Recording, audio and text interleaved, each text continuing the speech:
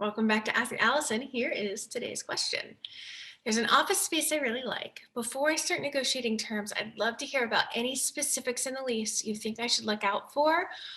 You know, these things that we look back on and say, I should have looked for this or asked for that. So first, thanks to Therapy Notes for sponsoring Ask Allison. I love this question. So in addition to things for ask for, it's also important to be clear on what you're agreeing to. So I'm including some of that too. One thing you might want to consider is right of first refusal. If you plan to expand your practice or you're taking an office that's good for now, but if there's a nicer one in the building that you would really like, then you can ask for right of first refusal. And that basically means if a spot opens up, before they can put it on the market or advertise that it's available, they have to come to you and ask first, hey, do you want this spot?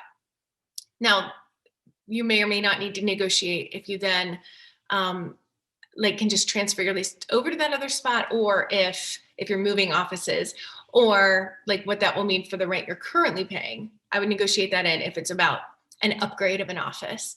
But if you're wanting to expand, then that could be a really great thing to do. Subleasing is something I have turned down offices for if they didn't allow subleasing, because I have a big problem with the idea of nobody else being in this office when I'm not in here 7 days a week, all day long. I feel like it just feels like wasted money to me. So negotiating in a sublease, I would find out what the rent increases are. This is one of those things that they don't always put in a lease. It's something that you can inquire about and say, at what point is it upon lease renewal that my rent might be going up? If so, at what percentage on average do you increase rent? It's a good thing to know before you get yourself into one. Some people will increase your lease when you're already trapped in a lease. Increase your rent when you're already trapped in a lease, which stinks because it's not what you agreed to, unless you agree to it. So, slip and fall insurance. Do you need to have general liability insurance as a part of being there? Make sure that you tack that on in your head to the cost of what that's going to be. Mine's about like $40 a month. It's not terrible, but it is something I need to consider. Is this a full service or a triple net rental? Now, most of us are finding full service offices or partial full service. They might not clean our office, but they might clean the common areas, provide toilet paper, that kind of stuff. Most of the time, we're not getting ourselves into triple net leases, which is when, in addition to your rent, you're also responsible for the property taxes on the building.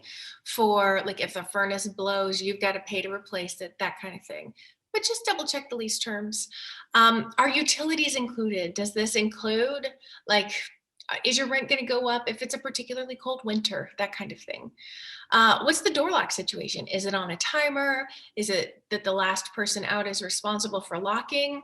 How is the last out determined? Like, how do you make sure that that gets handled? Any safety or security issues that matter to you or your clients? Who controls the air conditioning and the heat? Is that flexible at all? Restroom cleaning and stocking, soundproof situation. Is it okay to have sound machines in the hall? Are you not allowed to have those? If it's an empty office and possible, like, can you do a little test run with somebody to see how soundproof the office actually is, or if everybody in the waiting room is going to be able to hear every single sound?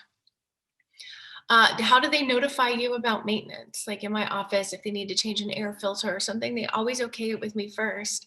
But I've heard of people who their sessions get busted in on by whoever's been hired to do maintenance. Obviously, that's not okay.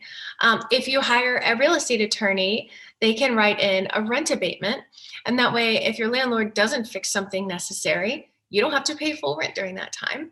How quickly to expect them to respond to any kind of scenario that's going on. Most relevant right now might be a force majeure clause, which allows the tenant to stop paying rent and or to close without having to pay more rent if they're facing something like a pandemic. So if you're not going to see your clients, like let's say we go into a full shutdown again and you're not supposed to go to your office or something like that per your state or city or whatever, that would mean you didn't have to pay rent because you can't do your job there. And if you plan to be there for a while, consider having a real estate attorney look at your rental agreement. We have scripts for how to negotiate a lease in the What to Say When course over in the Abundance Party. You can access that and all the other information you need to build a practice at abundanceparty.com. Yeah, that's what I got. That's kind of a list, I know.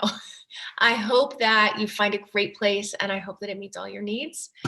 And yeah, I'll talk with y'all later. If you have questions for Ask Allison, please DM me over on Instagram. I'm abundance_practice_building.